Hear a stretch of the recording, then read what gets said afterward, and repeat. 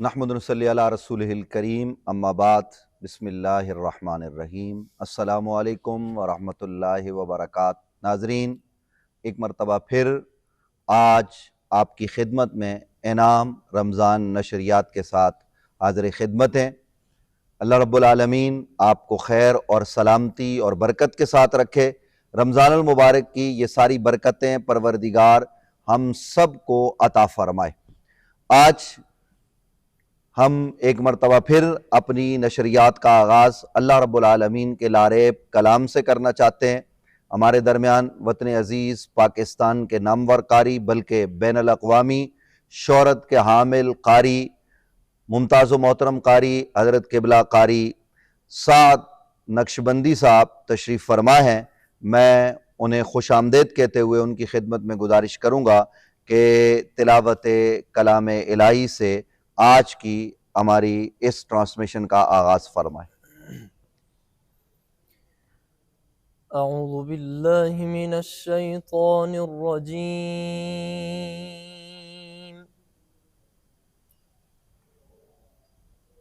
بسم اللہ الرحمن الرحیم۔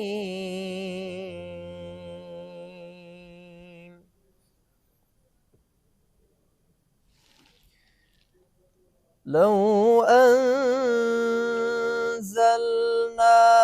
هذا القرآن على جبل لرأيته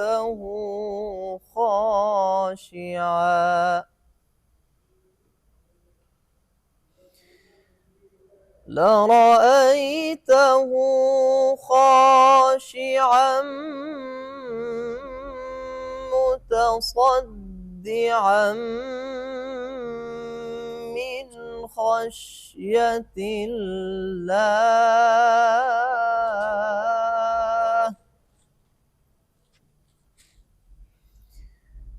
وتلك الأمثال نضربها للناس لعلهم يتفكرون۔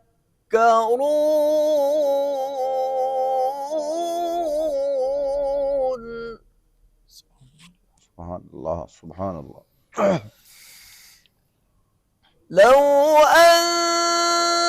أنزلنا هذا القرآن على جبل لرأيته خاشعا متصدعا من خشية الله۔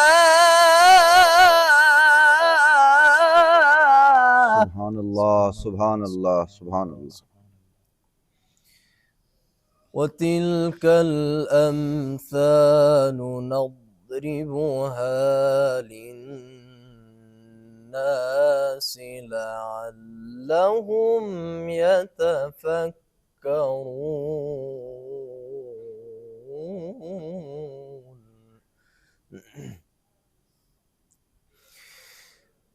هو الله الذي لا إله إلا هو عالم الغيب والشهادة،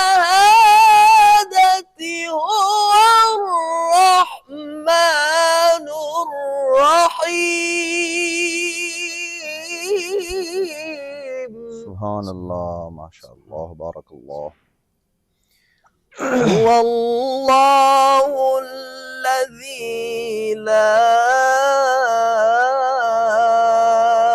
إله إلا هو الملك سبحان الملك القدوس السلام المؤمن المهيمن العزيز الجبار المتكبر سبحان الله عما يشركون سبحان اللہ سبحان اللہ هو الله الخالق البارئ المصور له الأسماء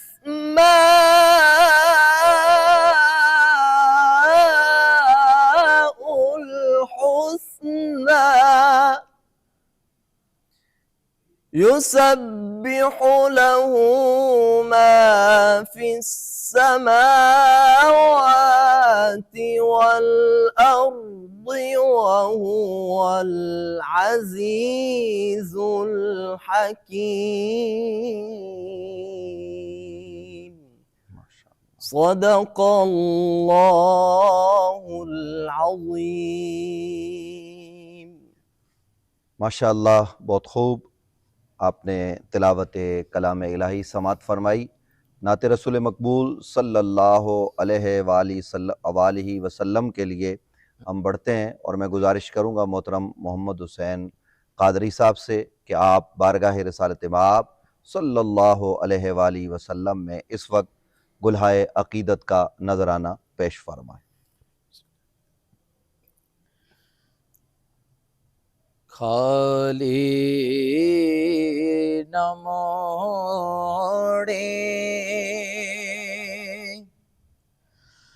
او طیبہ دے سایاں، خالی نہ موڑے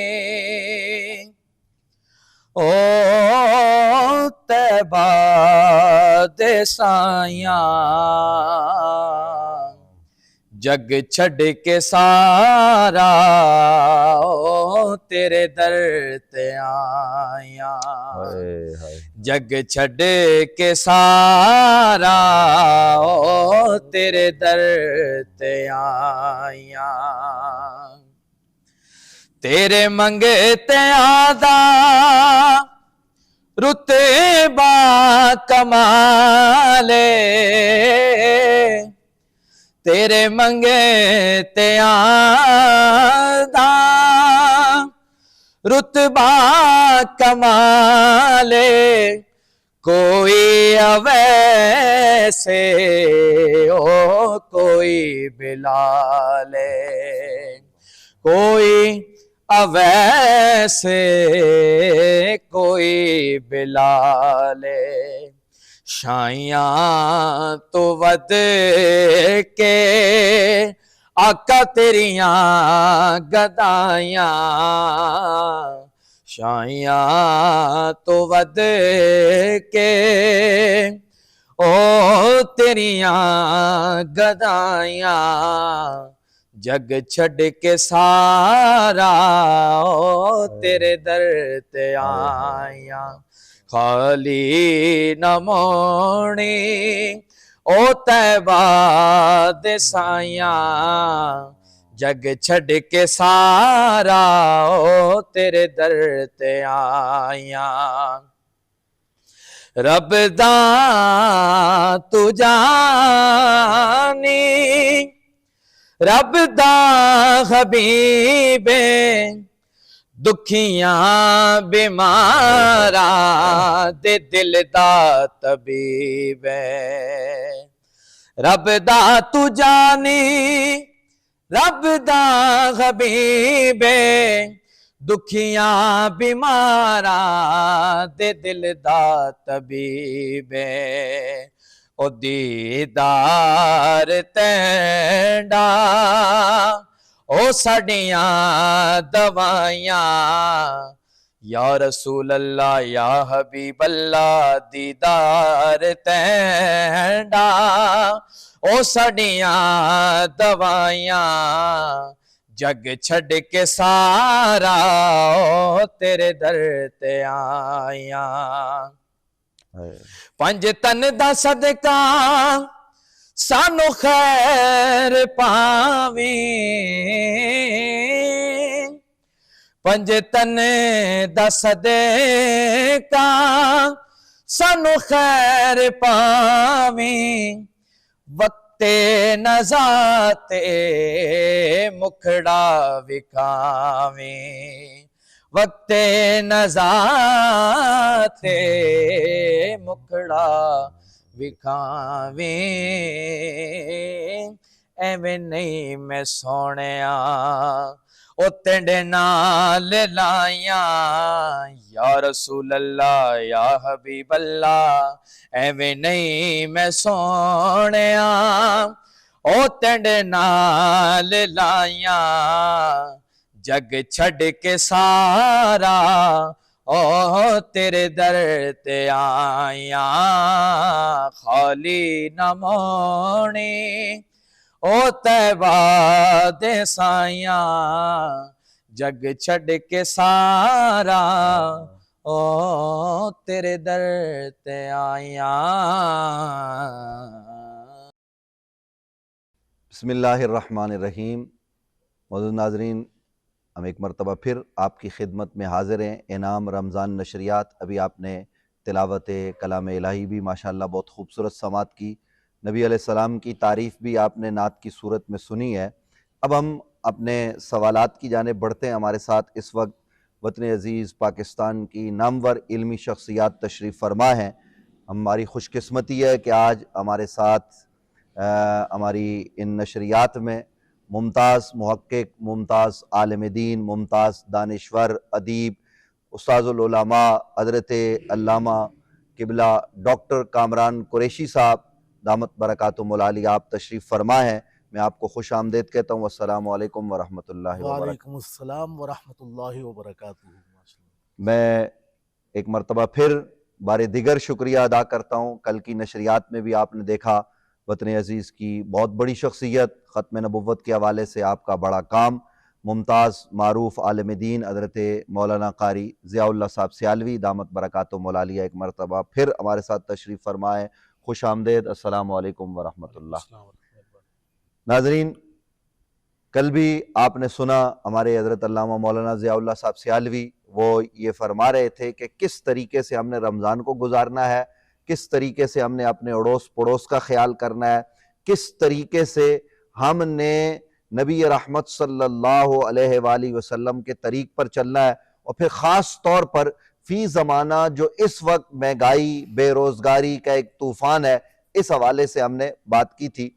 आज हम आगे बढ़ते हैं और हमारा मौजू आज पाकिस्तान का निज़ाम तालीम है कि किस तरीके से हम अपनी नस्ल नौ को बेहयाई से, फ़हाशी से, उरियानी से, इन चीज़ों से हम रोक सकते हैं।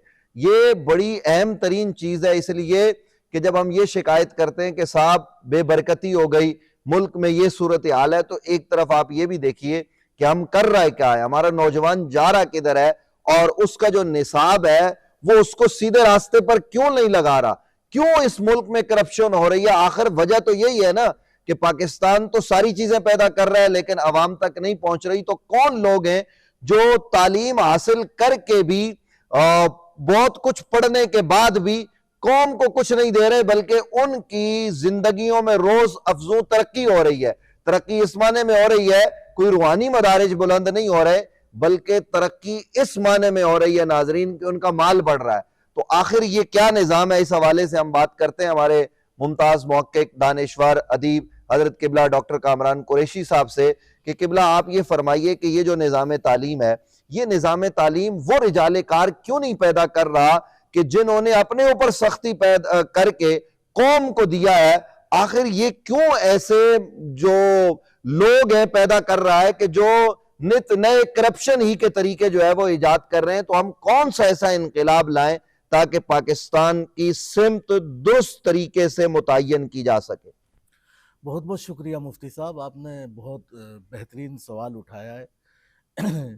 इसमें बुनियादी चीज़ें हैं। देखें, निज़ाम तालीम हमारा, निसाब तालीम हमारा, उसमें कितनी तब्दीली की गुंजाइश है और कितनी तब्दीली मुस्तकबिल में की जा सकती है, उसके हवाले से तो एक डिबेट है। आपका जो बुनियादी सवाल है मुफ्ती साहब वो ये है कि तालीम याफ्ता होने के बावजूद کرپشن جو ہمارے معاشرے میں سرایت کر گئی ہے، اس کی وجہ کیا ہے؟ تو اس کی وجہ یہ ہے کہ مفتی صاحب ہم نے اپنے دین کی تعلیمات کو، اپنے رسول کی تعلیمات کو، اور ہم نے اپنے اسلاف کی تعلیمات کو یکسر نظر انداز کر دیا ہے۔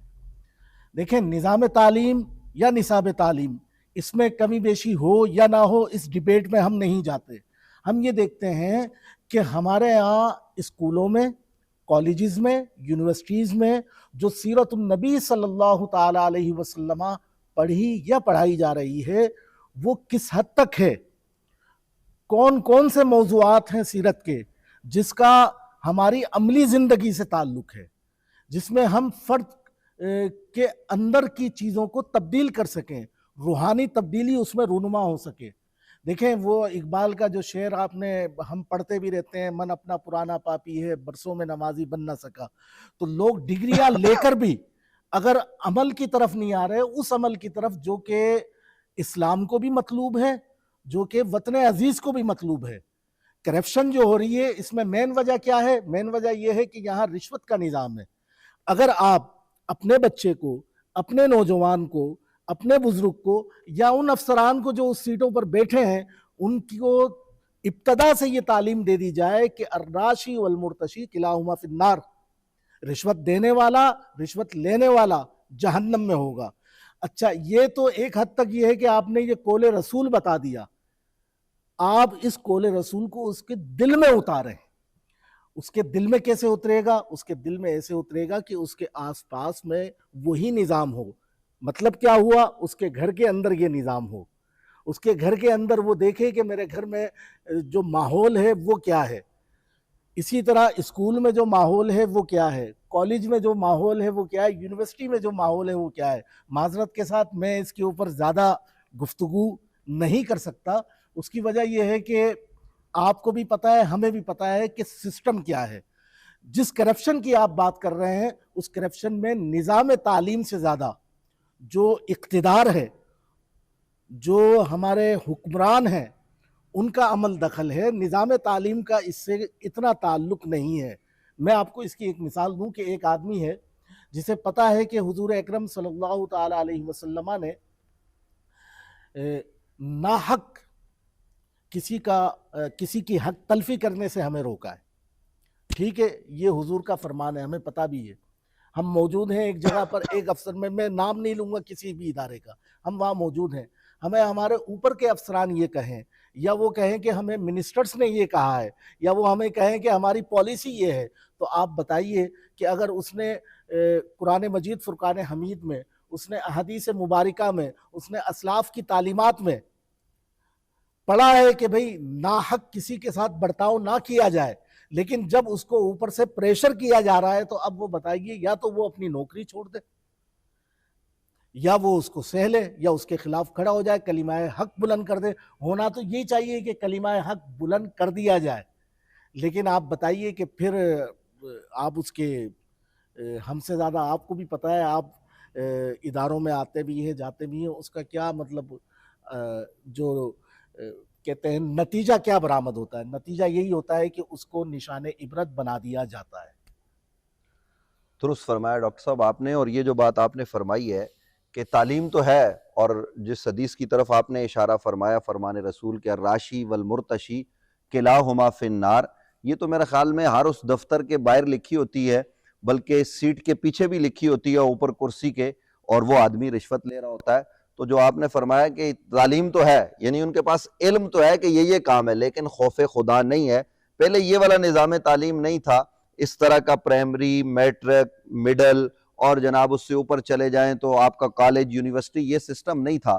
لیکن میں یہ سمجھتا ہوں کہ پہلے کہیں حضرت خواجہ غریب نواز بیٹھے تھے، کہیں حضرت شیخ عبد القادر جیلانی تشریف فرما تھے، اور اس سے پہلے ہمارے بزرگ تھے، صحابہ کرام تھے، کہ جنہوں نے لوگوں کے دلوں کو پاک کیا۔ تو جو آپ کی گفتگو کا نتیجہ میں یہ سمجھ سکا ہوں وہ یہ ہے کہ اصل میں خوف خدا شاید ختم ہو گیا ہے، اور دل ہمارے پاکیزہ نہیں رہے۔ قبلہ اس حوالے سے آپ خانقاہی نظام کو بہت قریب سے جانتے ہیں، اور اس وقت جس چیز کا رونا ہم رو رہے ہیں، دیکھیں نشریات سب لوگ کرتے ہیں، لیکن ہم ان مسائل پر بات اس لیے کر رہے ہیں قبلہ کہ اس وقت ملک کو ان مسائل کا سامنا ہے. ایک طرف جو ہے نا وہ بالکل ہمیں یہ بتایا جا رہا ہے کہ ملک بالکل جو ہے نا وہ معاشی طور پر تباہی کے دہانے پر ہے، ہم جو ہے نا وہ بالکل کریش کرنے والے ہیں، ہمارا ہر ادارہ جو ہے نا وہ بجائے فائدہ دینے کے وہ اربوں کا خسارے میں ہے. آپ پی آئی اے کو جانتے ہیں، آپ اسٹیل مل کو جانتے ہیں، آپ جناب پاکستان کے ریلوے کو جانتے ہیں، سب اداروں کو جانتے ہیں. تو آخر قبلہ آپ کی خدمت میں ہاتھ جوڑ کر یہ عرض ہے کہ اس باب میں کوئی رہنمائی فرمائیں کہ ہم وہ پرانے نظام کی طرف پلٹیں یا اس نظام کے اندر کوئی انقلاب پیدا کریں، کیا جائے، کس طریقے سے ہم آگے بڑھیں. علامہ اقبال رحمۃ اللہ تعالی علیہ آپ فرماتے ہیں تیری دعا سے قضا تو بدل نہیں سکتی، تیری دعا سے قضا تو بدل نہیں سکتی، ممکن ہے اس سے یہ کہ تو بدل جائے. بالکل ایسے. تیری خودی میں اگر انقلاب ہو پیدا، عجب نہیں کہ 400 بدل جائے. ماشاء تیری دعا ہے کہ تیری ہر آرزو ہو پوری، اور میری دعا ہے کہ تیری آرزو بدل جائے. اصل جو بات ہے، من عرف نفسہ فقد عرف ربہ، جس نے اپنے آپ کو پہچان لیا اس نے اپنے رب کو پہچان لیا. سب کو پہچان. سب سے بنیادی بات یہ ہے کہ انسان کی پہلی درسگاہ کون سی ہوتی ہے؟ سب سے پہلی درسگاہ اس کی ماں ہوتی ہے. آج آپ دیکھ لیں کہ ہم نے مائیں کیسی، اس قوم کی، اس امت کی مائیں کیسی ہیں. ایک وہ ماں تھی کہ جو اپنے بچوں کو 4 سال اور 4 مہینے اور 4 دن کے لے کر جاتی ہیں استاد جی کے پاس کہ استاد جی یہ میرا بچہ ہے، اس کو پڑھائیے. استاد کہتا بچہ پڑھو سورۃ الفاتحہ، کہتا استاد جی یہ تو میں نے پڑھی ہوئی ہے. سورۃ البقرہ پڑھو، پڑھی ہوئی ہے. بچہ کتنا پڑھا ہوا ہے؟ کہا 14 پارے میں حفظ کر چکا ہوں. بیٹا تو آج پہلے دن پڑھنے آ رہا ہے، 14 پارے تو نے کیسے حفظ کر لیے؟ کہا استاد جی میری ماں 14 پاروں کی حافظہ ہے. میری ماں جب کھانا پکا رہی ہوتی ہے تو قرآن کی تلاوت کر رہی ہوتی ہے، جب مجھے دودھ پلا رہی ہوتی ہے تو قرآن کی تلاوت کر رہی ہوتی ہے.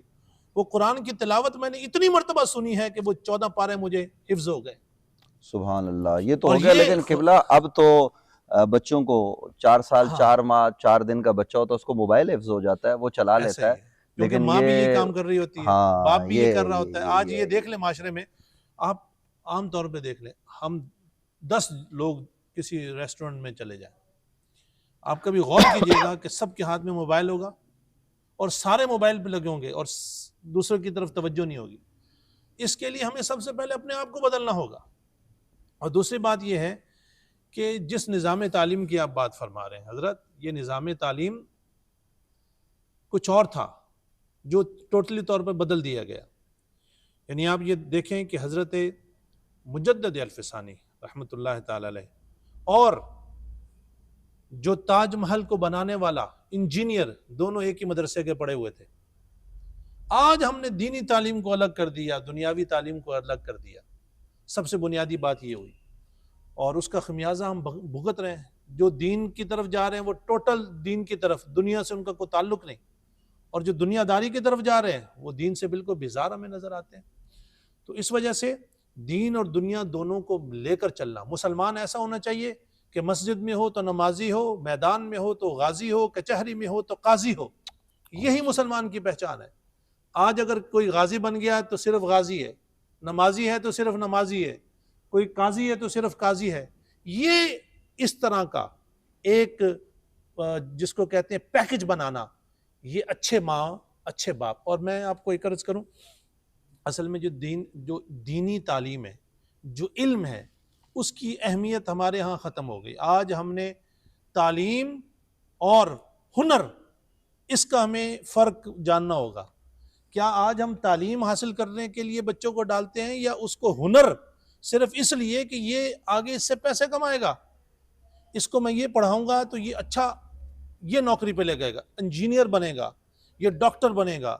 کوئی اپنے بچے کو اس لیے پڑھاتا ہے کہ یہ میرا بچہ جو ہے اچھا انسان بنے گا. اچھا انسان بننے کے لیے نہیں. اور میں آپ کو ایک عرض کروں کہ نبی اکرم صلی اللہ علیہ وآلہ وسلم کی جو فرمودات ہیں، آپ کے جو ارشادات فرمودات ہیں، اور اس میں جو علم کی اہمیت ہے، اس کی طرف میں آپ کی توجہ مفتی صاحب کہ حضرت ابو درداء رضی اللہ تعالیٰ عنہ، آپ دمشق کی جامع مسجد میں تشریف فرمائے. ایک شخص آتا ہے اور کہتا ہے میں مدینۃ الرسول سے آیا ہوں اور میں نے یہ سنا ہے کہ آپ کے پاس ایک حدیث ہے جو آپ حضور علیہ الصلوۃ والسلام سے روایت کرتے ہیں، تو وہ حدیث مبارکہ صرف میں آپ سے سننے کے لیے آیا۔ کیا آج کے دور میں ہمارے پاس اتنا درد، اتنی محبت، اتنی چاہت ہوتی ہے کہ ہم کسی کے پاس صرف علم حاصل کرنے کے لیے اتنا سفر، اور وہ ایک حدیث کے لیے آ رہے ہیں؟ وہ حدیث ہے کیا؟ من سلک طریقا یطلب فیہ علما اسلک اللہ بہ طریقا من طرق الجنت۔ ماشاء اللہ۔ حضور نے فرمایا کہ جس نے سفر کیا علم حاصل کرنے کے لیے، اللہ تعالیٰ اسے جنت کے راستوں کا راہی بنا دے گا۔ وَإِنَّ الْمَلَائِكَةَ لَتَضَعُ أَجْنِحَتَهَا رِدَاءً لِطَالِبِ الْعِلْمِ۔ حضور علیہ الصلوۃ والسلام نے فرمایا بے شک فرشتے اپنے پروں کو طالب علم کی رضا کے لیے بچھا دیا کرتے ہیں۔ کیا شان ہے طالب علم کی! کیا آج ہم طالب علم کو یہ بتاتے ہیں کہ اے طالب علم تیری یہ شان، تیری یہ فضیلت، تیری یہ شان ہے کہ فرشتے تیرے پاؤں کے نیچے پروں کو بچھا دیتے ہیں؟ ہمارے پیر و مرشد شیخ الاسلام والمسلمین حضرت خواجہ محمد قمر الدین سیالوی رحمۃ اللہ تعالی علیہ، آپ طالب علموں کو فرماتے تھے کہ اپنے جوتے کے نیچے کیل نہ لگوانا، کیونکہ فرشتے تمہارے کہیں وہ جو تمہارے پاؤں کے نیچے جو پر بچھاتے ہیں، تمہارے کیل کہیں نکلے نہ ہو۔ یہ ایک ادب سکھانے کے لیے، ان کو سکھانے کے لیے کہ تمہاری یہ شان ہے۔ اور آگے اس حدیث مبارکہ میں حضور علیہ الصلوۃ والسلام نے فرمایا وَإِنَّ الْعَالِمَ يَسْتَغْفِرُ لَهُ مَنْ فِي السَّمَاوَاتِ وَالْأَرْضِ وَالْحِيطَانِ فِي جَوْفِ الْمَاءِ، کہ جو عالم ہے اس کی مغفرت کے لیے زمین و آسمان میں جتنی چیزیں ہیں اور سمندر کے اندر مچھلیاں اس کی مغفرت کے لیے، بخشش کے لیے دعا کرتی ہیں۔ سبحان اللہ۔ آج ہم بچوں کو یہ بتاتے ہیں کہ تمہاری شان اور تمہارا یہ فضیلت یہ ہے، اور حضور نے فرمایا وَإِنَّ فَضْلَ الْعَالِمِ عَلَى الْعَابِدِ كَفَضْلِ الْقَمَرِ لَيْلَةَ الْبَدْرِ عَلَى سَائِرِ الْكَوَاكِبِ۔ حضور نے فرمایا ایک عالم کی ایک عابد پر اس طریقے سے فضیلت ہے کہ جیسے 14ویں کے چاند کی تمام ستاروں کے اوپر فضیلت ہے۔ وَإِنَّ الْعُلَمَاءَ وَرَثَةُ الْأَنْبِيَاءِ لَمْ يُوَرِّثُوا دِينَارًا وَلَا دِرْهَمًا وَإِنَّمَا وُرِّثُوا الْعِلْمَ فَمَنْ أَخَذَهُ أَخَذَ بِحَظٍّ وَافِرٍ۔ حضور علیہ الصلوۃ والسلام نے فرمایا بے شک علماء انبیاء کے وارث ہیں۔ وَإِنَّ الْعُلَمَاءَ وَرَثَةُ الْأَنْبِيَاءِ لَمْ يُوَرِّثُوا دِينَارًا وَلَا دِرْهَمًا۔ انبیاء کی وراثت درہم اور وہ دینار نہیں ہے بلکہ علم ہے، اس میں سے جس نے جتنا حاصل کیا اتنا اس نے پا لیا۔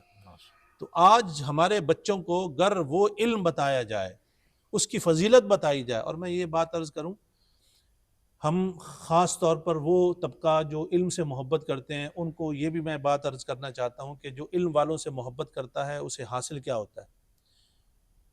محمود غزنوی رحمۃ اللہ تعالی علیہ، ان کے دل میں 3 اشکال رہا کرتے تھے، 3 باتوں میں وہ پریشان رہتے تھے۔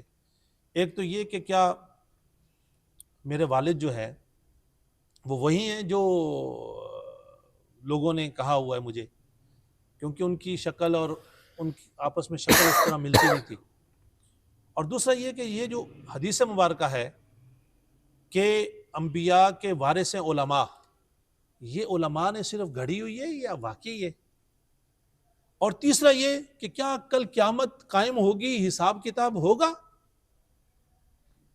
یہ 3 ان کے دل میں اشکال رہا کرتے تھے۔ ایک دن محمود غزنوی جا رہا ہے، ایک طالب علم کو دیکھا کہ رات کے اندھیرے میں وہ ایک کتاب لے کر ایک چراغ والی جگہ پہ جاتا ہے اور وہاں پر پڑھتا ہے۔ جو دکاندار ہے اس کو رکنے نہیں دیتا، وہ وہاں سے 1-2 سطر پڑھ کر یاد کر کے پھر آ جاتا ہے۔ یہ محمود غزنوی نے یہ منظر دیکھا تو اس کو طالب علم پر رحم آ گیا۔ دکاندار حلوائی کے پاس گیا، وہ چراغ خریدا، طالب علم کو دے دیا۔ رات کو نبی اکرم صلی اللہ علیہ وآلہ وسلم کا دیدار نصیب ہو جاتا ہے۔ حضور علیہ الصلوۃ والسلام ایک سنٹنس فرماتے ہیں، ایک جملہ ارشاد فرماتے ہیں۔ اب اس سے پتہ یہ چلا کہ آقا دو عالم صلی اللہ علیہ وآلہ وسلم اپنے امتیوں کے ہر عمل سے آگاہ ہیں، ان کے دل کے اندر کوئی چیز ہے تو اس سے بھی حضور آگاہ ہیں۔ حضور علیہ السلام 3 اشکال تھے کہ میرا باپ کون، علماء وارث ہیں کہ نہیں انبیاء کے، اور جنت اور یہ حساب کتاب یہ قائم ہوگا کہ نہیں۔ حضور علیہ الصلوۃ والسلام نے فرمایا اے ابن سبکتگین، جس طریقے سے تو نے میرے وارث کی عزت کی ہے، کل قیامت کے دن اللہ رب العزت تجھے بھی اسی طریقے سے عزتوں سے نوازے گا۔ یعنی ایک ہی سنٹنس کے اندر تینوں سوالوں کے جواب حضور علیہ الصلوۃ والسلام نے عطا فرما دیے کہ تو ابن سبکتگین ہے، تیرے والد کا نام سبکتگین ہی ہے جو ہے، دوسرا انبیاء کے وارث علماء ہیں، اور قیامت قائم ہوگی اس دن جس نے طالب علموں کی عزت کی ہوگی، اللہ والوں کی عزت کی ہوگی، بڑوں کی عزت کی ہوگی، وہ اس مقام اور اس شرف کو پا سکے گا۔ لیکن قبلہ حالات تو یہ ہے کہ نہ سلطان محمود غزنوی ہے اور نہ ہی سلطان سبکتگین ہے ہمارے پاس اس وقت جو حکمران ہیں، تو یہ تو وہی ہیں کہ جو گئے گزرے لوگ ہیں جن کے ساتھ ہمیں گزارا کرنا ہے۔ تو ڈاکٹر صاحب قبلہ میں صرف یہ عرض کرنا چاہتا ہوں، یہ بات میں نے اس لیے تعلیم کی اور اس لیے میں نے آپ حضرات کو تکلیف میں بھی ڈالا کہ آپ بھی قوم کی تکلیف کو چونکہ محسوس کرتے ہیں، تو یہ ہماری قوم کے اندر جو اس وقت بے حیائی، فحاشی اور عریانی ہے، کیا ہم کبھی پھر انشاءاللہ اس موضوع پہ آپ کے ساتھ پروگرام ضرور کریں گے کہ حضرت شیخ اکبر محی الدین ابن عربی رحمۃ اللہ تعالیٰ علیہ کی تعلیمات اس باب میں کیا ہیں اور کس طریقے سے وہ انسان کو انسان کامل کا راستہ جو ہے وہ بننے کا دکھاتے ہیں، اس پر تو انشاءاللہ ایک باضابطہ اور باقاعدہ پروگرام ہوگا۔ لیکن اس وقت صرف میں یہ آپ کی خدمت میں سوال رکھنا چاہ رہا ہوں کہ ہم کس طریقے سے اس دلدل سے نکل کر آگے کوئی اپنے لیے راستہ جو ہے وہ متعین کر سکتے ہیں، اور کیا ایسا ہو کہ ہم اولیاء اللہ کی طرف پلٹیں۔ ابھی حضرت کا ذکر ہوا، حضرت خواجہ خواجگاں خواجہ قمر الدین صاحب سیالوی رحمۃ اللہ تعالیٰ علیہ، ہماری قوم نے یقیناً ان کی عزت جو ان کی تکریم کرنی چاہیے وہ نہیں کی۔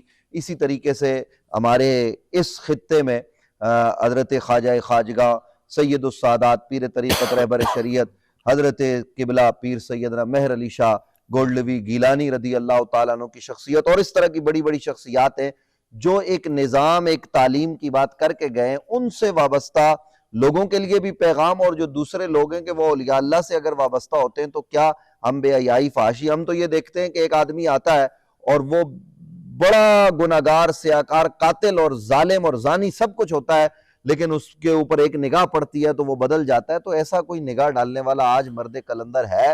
کیا فرماتے ہیں آپ اس باب میں؟ ذرا رہنمائی کیجیے۔ مفتی صاحب دیکھیے، نظام تعلیم پر ہم نے گفتگو کی، پہلے بھی میں نے آپ سے یہ عرض کیا کہ نظام تعلیم اس میں کس حد تک تبدیلی کی گنجائش ہے اور کیا کیا چیزیں پڑھی اور پڑھائی جانی چاہیے۔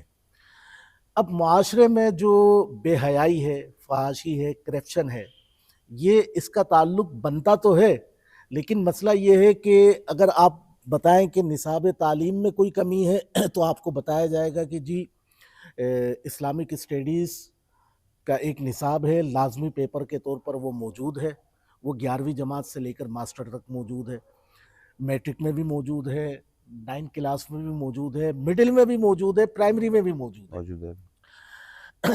پڑھانے والے اساتذہ بھی ہیں، ان کی نیت پر بھی ہم شک نہیں کر سکتے کہ وہ کیا ڈیلیور کر رہے ہیں یا نہیں کر پا رہے۔ ہماری بہنیں بھی تعلیم دے رہی ہیں، ظاہر ہے کہ جو لکھا ہوا ہے نصاب اس کے مطابق وہ پڑھا رہے ہیں۔ یہ مسئلہ آتا ہے تربیت کا۔ تربیت کے حوالے سے اگر ہم بات کریں نا کہ نظام تعلیم کے ساتھ ایک نظام تربیت ڈیولپ ہو، درست، تو وہ جو نظام تربیت ہے وہ گھر سے شروع ہوگی، اور گھر ہی پہلی تربیت گاہ ہے۔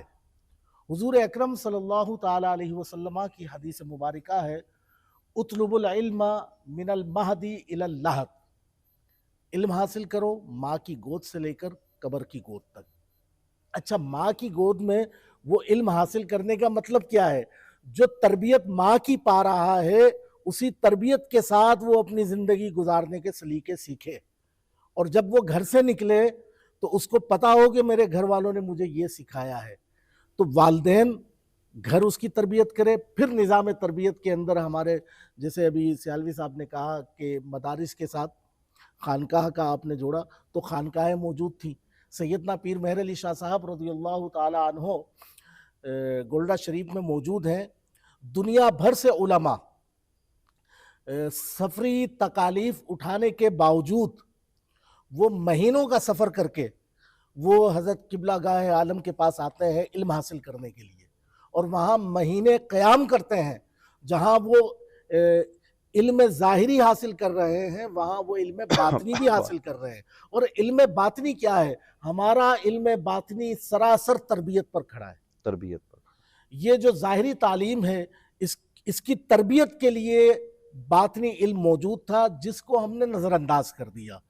ہونا یہ چاہیے کہ ہمارے یہاں کالجز میں، اسکول میں، یونیورسٹیز میں، یا ہم کہیں مدارس میں تربیت کا ایک نظام ہو، اور اس نظام کے تحت وہ بچہ، وہ نوجوان وہ تیار ہو، تو وہ جب وہاں سے نکلے تو پتہ چلے کہ ہاں بھئی یہ اس ادارے کا فرد ہے اور یہ یہاں سے تیار ہو کر آیا ہے. تو مدارس اور خانقاہ سے پہلے جو رجال تیار ہوتے تھے وہ تربیت سے آراستہ ہوتے تھے.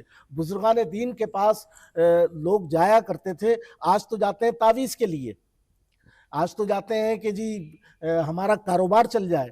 پہلے یہ ہوتا تھا کہ حضرت دعا کیجئے کہ میری زندگی بدل جائے، میں راہ ہدایت پر آ جاؤں، مجھے اللہ کا راستہ بتائیے.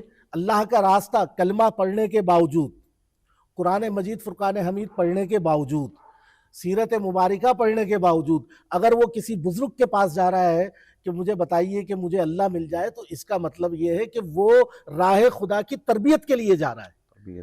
تو یہ جو تربیت کا ایک نظام تھا جو ہماری خانقاہ نے دیا، اس نظام سے ہم کہہ سکتے ہیں کہ ہم دور ہو رہے ہیں. ہمارے مدارس میں بھی آج تربیت کا اس طریقے سے خیال نہیں کیا جاتا ہے. میں معذرت کے ساتھ، سیالوی صاحب موجود ہیں، ہمارے مدارس بھی آج ڈیجیٹل ہو گئے. ہم بھی ڈیجیٹل ہی ہیں، وہ مدارس بھی ڈیجیٹل. دیکھیں، ایک یہ ہے کہ دنیاوی ریسورسز سے آپ ہم کنار ہوں، اس میں کوئی دوسرا کلام نہیں ہے. ہونا چاہیے، آپ کو ہونا چاہیے. جدید جو بھی نظام ہے، خواہ وہ کنورسیشن کا ہو، کمیونیکیشن کا ہو، کسی بھی طریقے کا ہو، اس سے آپ ہم کنار ہوں، لیکن ساتھ ساتھ میں آپ کے اندر ایک اخلاص بیدار ہو، آپ کے اندر ایک اخلاص پرورش پائے کہ آپ اگر موبائل بھی استعمال کر رہے ہیں تو آپ کے اندر یہ اخلاص ہو کہ میں نے اپنی ذات کے لیے استعمال نہیں کرنا، بلکہ جو میں نے علم حاصل کیا ہے اس کی ترویج و اشاعت کے لیے استعمال کرنا ہے. درست. صرف اپنی ہی تصویریں کھینچ کر جو ہے وہ آگے نہیں پہنچانی ہے، بلکہ احادیث مبارکہ، قرآن مجید فرقان حمید کی تفسیر، بزرگان دین کے اقوال، ان کا ابلاغ کرنا ہے، اور اس انداز میں کرنا ہے کہ لوگ ہماری باتوں کو سنیں. اور میں آپ کو ایک بات یہ بتا دوں، بزرگان دین یہ کہتے ہیں اپنے فرمودات کے اندر، وہ کہتے ہیں کہ اگر کوئی بات اخلاص کے ساتھ کی جائے گی تو دنیا کی کوئی چیز راستہ نہیں رو سکتی کہ وہ کسی کے دل میں گھر نہ کر جائے، بلکہ اخلاص کے ساتھ کہی ہوئی بات لوگوں کے دلوں میں اثر کرتی ہے. سبحان اللہ. بہت خوب قبلہ ڈاکٹر صاحب آپ نے جو ارشاد فرمایا، اس حوالے سے ہماری رہنمائی فرمائی، حضرت سیالوی صاحب نے رہنمائی کی. بس ناظرین، جاتے جاتے یہ بات میں آپ کی خدمت میں اس لمحے رکھنا چاہتا ہوں کہ ہم نے جو اس باب میں آپ سے کلام کیا ہے آج، اس کا مقصد یہ تھا کہ آپ خدا را اپنے آپ کو بدلیں. یعنی ہم گھر میں بیٹھ کے حکمرانوں کو کوس رہے ہوتے ہیں، وہ جی نظام تعلیم اچھا نہیں ہے، نصاب تعلیم اچھا نہیں ہے، یہ اچھا نہیں ہے، وہ اچھا نہیں ہے. یعنی اتنا ہمیں پتہ ہے کہ یہ اچھا ہے اور یہ برا ہے. تو جب یہ اچھا اور یہ برا ہمیں پتہ ہے تو پھر ہم برے کیوں ہیں؟ پھر ہم خود کیوں خدا بنے بیٹھے ہیں؟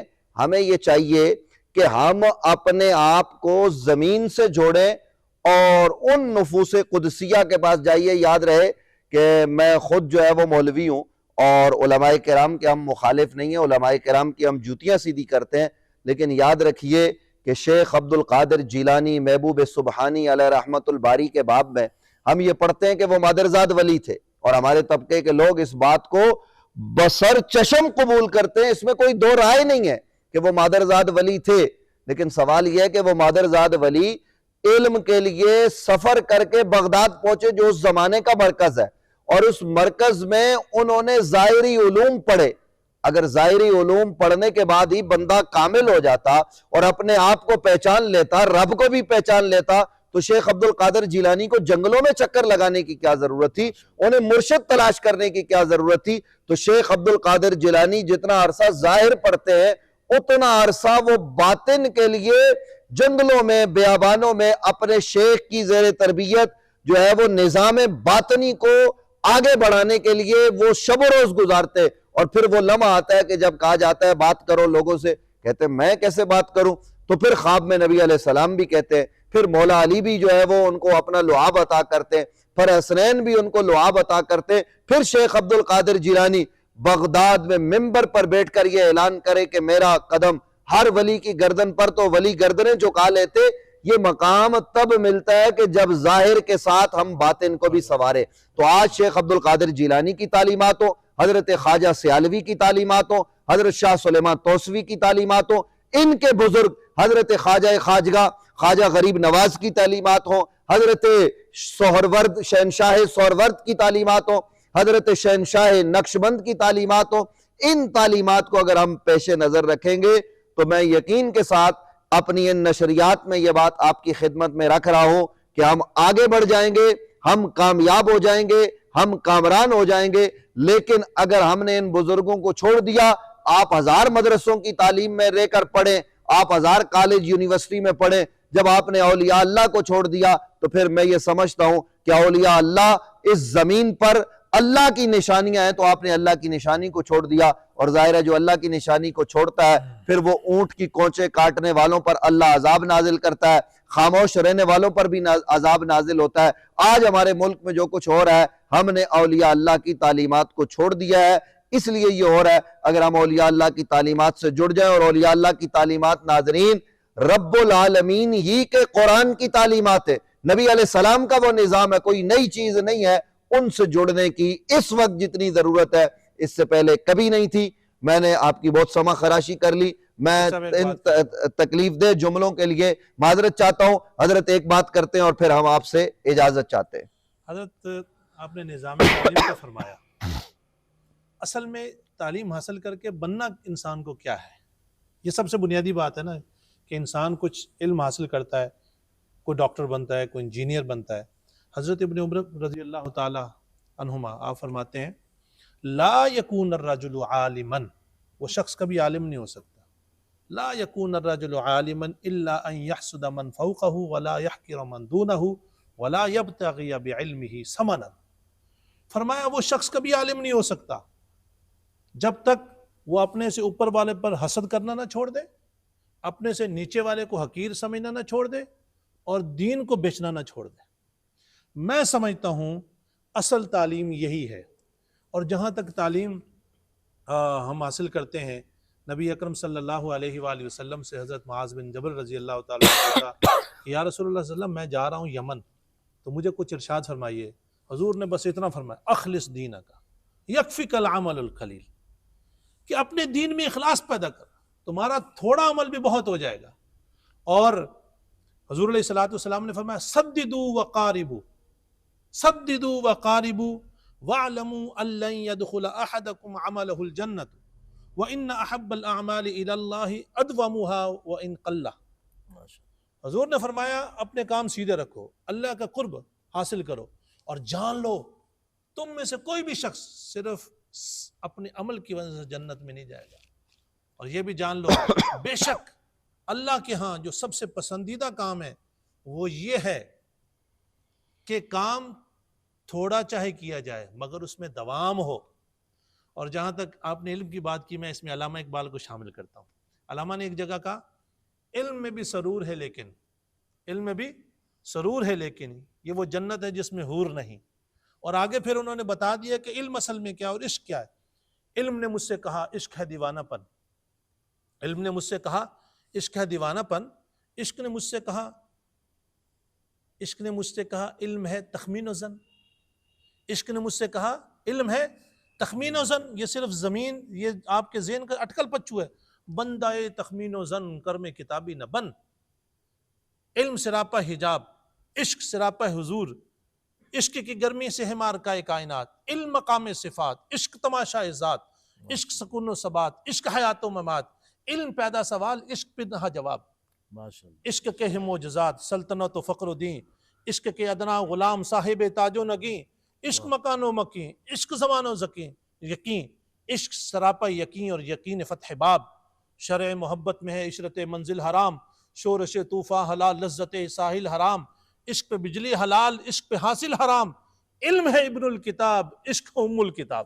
माशा ہاں ہاں ہاں، بہت علم۔ خوب بہت خوب، ماشاءاللہ قبلہ آپ نے بہت صحیح سمت میں ہماری رہنمائی کی ہے کہ عشق اور ظاہرہ عشق اولیاء اللہ کے در پر جس طریقے سے آپ کو ملے گا کہیں اور نہیں مل سکتا۔ اللہ تعالیٰ آپ کا، میرا، ہم سب کا حامی و ناصر ہو، اپنا، اپنے ارد گرد رہنے والوں کا، اپنے اڑوس پڑوس کا ماہ رمضان المبارک میں خصوصی طور پر خیال رکھیں۔